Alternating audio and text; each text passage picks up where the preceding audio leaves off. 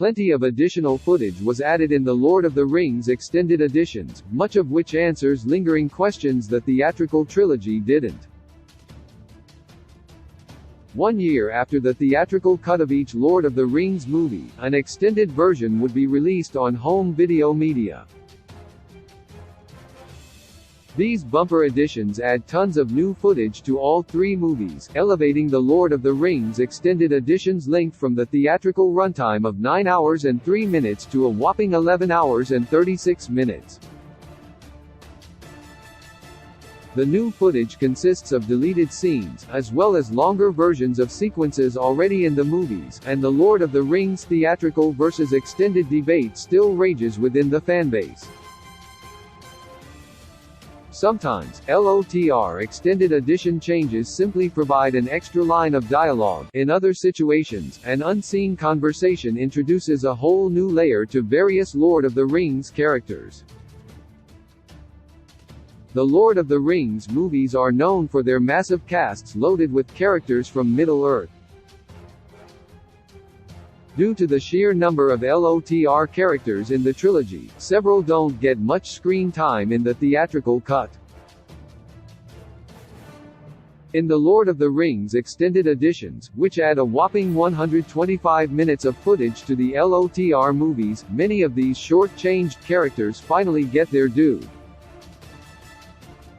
Peter Jackson, who directed and cameoed in all 3 Lord of the Rings films, has stated he prefers the theatrical versions since the LOTR extended editions are mostly put together for the benefit of fans who want to see everything excised from the final cut. Here's everything in the Lord of the Rings extended edition which isn't in the theatrical cut. The Fellowship of the Ring Extended Edition scenes the Lord of the Rings Extended Edition length for The Fellowship of the Ring, the best Lord of the Rings movie according to some fans, adds 30 extra minutes to the movie's runtime. A good chunk of this footage consists of minor scenes setting up future plot points that don't become important until the later installments, such as when Aragorn, Viggo Mortensen, is spotted singing a love song in honor of his relationship with Arwen, Liv Tyler. Another added scene depicts Aragorn visiting his mother's gravestone, with Elrond trying to convince him to become the new king of Gondor. Several shots tacked on in the Fellowship of the Ring's first act shed new light on the hobbits and helped to introduce the main characters, particularly Frodo Baggins, Elijah Wood, and Samwise Gamgee, Sean Astin. Sam's budding relationship with local barmaid Rosie Cotton, the woman he'll eventually marry after Return of the King, is explored to some degree too. These scenes allow the audience to learn more about hobbits in general before the true adventure begins in the extended edition verses the theatrical. A key scene included in the extended edition involves Frodo, Sam, and the Wood Elves. The pint-sized duo is camping when they spot Wood Elves leaving for the Undying Lands where they can live forever. The real significance of this scene is that it hails directly from the books. Another noteworthy addition comes when Galadriel, Cate Blanchett, hands out valuable gifts to the Fellowship of the Ring. Seeing each character receive their new items, like Legolas' bow and Gimli's lock of hair, isn't essential to the plot, but is still a neat inclusion, giving audiences a chance to learn more about the main character's magical items. The Two Towers Extended Edition scenes The Lord of the Rings. The Two Towers ended differently from the book, and this doesn't change despite the additional footage in the extended edition. The super-sized cut boosts The Two Towers' theatrical runtime from 179 minutes to 223 minutes in The Lord of the Rings Extended Edition. This version adds a little more to the scenes with Pippin, Billy Boyd, and Merry, Dominic Monaghan, during their encounter with Treebeard the Ent, voiced by John Rhys Davies. Earlier in the film, when the Uruk-hai are taking the hobbits to Isengard, Merry seems ill, so Pippin begs their captors to give him water. Instead, the Uruk-hai offers some of their booze and laughs the request off. Interestingly, much of Saruman's preparation for the attack on Helm's Deep was left on the cutting room floor, including the decision to burn the forest of Fangorn, encouraging the villagers to attack Rohan, and building a dam, the same one the Ents destroyed during their destructive assault. One particular deleted scene present in the extended edition is a flashback that answers questions regarding the motives of Faramir, David Fenham, and provides an insight into his relationship with Boromir, Sean Bean, for the very first time. Boromir died prior to Faramir's first appearance, so the flashback allows them to feature in the same scene, and it's here we learn that their father, Denethor, Jon Noble, much prefers Boromir over his younger brother. A new Aragorn scene reveals a few personal details in the book that aren't directly addressed in the theatrical version of the trilogy. Aragorn is said to be 87, and this fact explains how he became such an experienced warrior. Knowing Aragorn's true age affords the viewer a better understanding of the character. Lastly, King Theoden's son is given a proper funeral in the extended edition. In the theatrical version, the film merely cuts to Theoden mourning Theodred after asking where he was. The Return of the King extended edition scenes with 51 minutes of extra footage. The final film in the Lord of the Rings trilogy has extensive new content in the LOTR extended edition, which brings the Return of the King's total runtime to 4 hours and 11 minutes. The fact that the movie was already 3 hours and 20 minutes long explains why so much had to be cut, even though many edits feel like they belonged in the theatrical version. Among the changes are longer battle scenes at Helm's Deep and Isengard. The extended edition also gives Éomer, Karl Urban, one of his best scenes in the entire trilogy. A deleted scene shows Éomer's horror as he discovers his sister Witch King killing Sister Éowyn, Miranda Otto, lying on the battlefield. Another example of a major character missing out on their most important scene in the theatrical cut is Saruman, Christopher Lee. Saruman is an antagonist in the Fellowship of the Ring and the Two Towers but is overlooked for the most part in The Return of the King. The theatrical cut doesn't end Saruman's story. The extended edition, on the other hand, includes Saruman's death scene. Saruman dies after being pushed a balcony, where he is impaled by a spiked wheel below the Tower of Orthanc. Before this, when the heroes join the Rohirrim in pushing back Saruman's orc army, the enemy troops flee into the forest and are implied to have been killed by the Ents inside, judging by the screams. One character was cut completely from the theatrical cut of The Lord of the Rings, The Mouth of Sauron, Bruce Spence.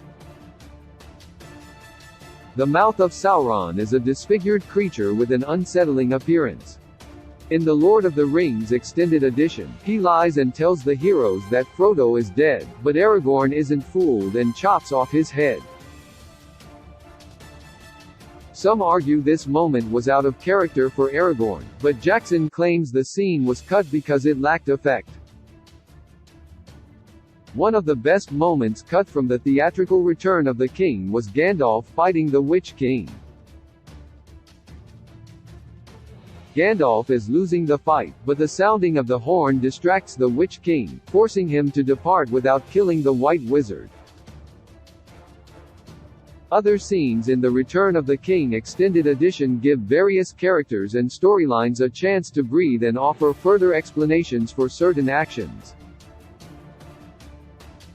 For instance, Éowyn and Faramir's romance is provided some screen time. It's shown how Aragorn, Legolas, and comic relief Gimli take the Black Ships and what happens after convincing the Oath-breakers to help them, as well as how Aragorn's mind wins over Sauron when he holds the Palantir. Every movie in the Lord of the Rings trilogy received many more scenes in their extended editions, but Return of the King easily had the most to gain. Lord of the Rings 4K editions versus extended editions. 1 does not simply stop re-releasing the Lord of the Rings. To celebrate the 20th anniversary of Frodo's cinematic trek to glory, Peter Jackson has remastered The Lord of the Rings Extended Edition in full 4K and Dolby Atmos, revitalizing the trilogy with a modern sheen.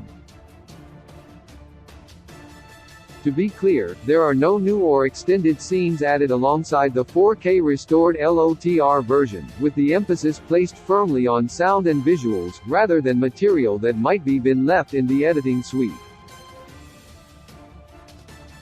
One massive change is bringing consistency to the trilogy's coloration, since the Fellowship of the Ring's color timing utilized a totally different method compared to later installments. Everything now looks the same, from the opening of the Fellowship of the Ring to Bilbo's return home in the Battle of Five Armies. As a consequence, the blue-green tint added by previous remasters has, mercifully, been removed. As you'd expect, every frame looks nice and crisp compared to 20 years ago, with Jackson scanning the original The Lord of the Rings 35mm negatives to create a higher resolution than ever before. There's a pleasing balance between the natural warmth of film and the crystal sharpness of modern technology, which is especially evident in close-ups. Some of Lord of the Rings' digital effects have been adjusted accordingly, since pre-existing CGI can look nastier than a Balrog's backside in 4K. Peter Jackson has, however, been at pains to explain that the original effects aren't being replaced exactly, just brushed up to get with the times. Are the LOTR extended editions better? The Lord of the Rings extended editions are a definitive improvement on the theatrical cuts, which were already era-defining as a starting point. Very rarely are fandoms kept unanimously happy, but Peter Jackson managed to please Tolkien fans twice over with Lord of the Rings, first with the original movies, and then again with the extended editions. For the overwhelming majority of Lord of the Rings fans, there's no going back after seeing the extended editions. Moments like the death of Saruman, for example, become glaring, impossible to ignore absences. Sauron feels less intimidating without the mouth of Sauron, and Aragorn's begrudging acceptance of his birthright loses poignancy without the flashbacks to his conversations with Elrond. The deleted scenes in the LOTR extended editions aren't just trivial fan service exercises, they add an entirely new layer of depth that makes the Lord of the Rings theatrical cuts feel almost naked in comparison. The only drawback for some is the length. It takes almost 12 hours to marathon every extended Lord of the Rings movie. The theatrical cuts weren't exactly short, but the extended editions had to be split across 2 discs in most physical formats. However, this has led to many advocates arguing that this makes life easier, as those constrained for time can view the expanded cuts of Lord of the Rings in 6 sittings that take just under 2 hours. All 3 movies have a satisfactory midway cutoff point, and great care was taken to ensure that having to get up and change the disc disrupted immersion as little as possible. When each movie is just shy of 4 hours, a break in the middle is a pretty welcome introduction, even for hardcore Tolkien fans. Despite the fact they'd take half a day to watch back-to-back, there's an almost universal consensus that the extended editions are the best way to experience Peter Jackson's The Lord of the Rings, and, for some LOTR acolytes, the only way. Frodo and Sam's journey walking from the Shire to Mount Doom is one of the most epic stories ever told, and the extended cuts are the closest cinema has come to truly capturing the scope and majesty of Tolkien's original text. Rings of Power proved more Middle-earth isn't necessarily better. The almost universally positive reception to the Lord of the Rings extended editions and their bladder-challenging runtimes may have given the impression that there was an endless appetite for more Middle-earth content. However, both the follow-up The Hobbit movie trilogy and Amazon's The Rings of Power proved that there could be such a thing as too much Tolkien. With a massive budget, Amazon's Rings of Power was expected to create a much larger cultural impact than it did, and while Season 2 is on the way, showrunners have already indicated they're making some changes in their approach. The series found an audience and was successful by the standards of streaming series, but also received mixed reviews and was somewhat overshadowed by HBO's competing fantasy prequel House of Dragons. Amazon also embraced the maximalism of Jackson's Lord of the Rings, with each of 8 episodes running well over an hour. This means that the Rings of Power Season 1's total runtime was almost as long as all 3 theatrical editions, or 2 extended editions, with 4 more seasons to come. The unlimited time and almost unlimited budget of The Rings of Power led it to abandon much of the advantages of a weekly television series and fall into an uncomfortable middle ground between TV and movie. While the Amazon series had plenty of strengths, such as Morpeth Clark's portrayal of a young Galadriel, and helped to flesh out the world of Middle-earth, it's hard to imagine it becoming an annual marathon tradition like the Lord of the Rings extended editions are for so many people. Ultimately, the comparative failure of the super-sized Hobbit trilogy and Rings of Power streaming series shows that what made the Lord of the Rings extended editions so beloved was not their setting or length, but rather the level of craft put into each and every scene. My heart returns to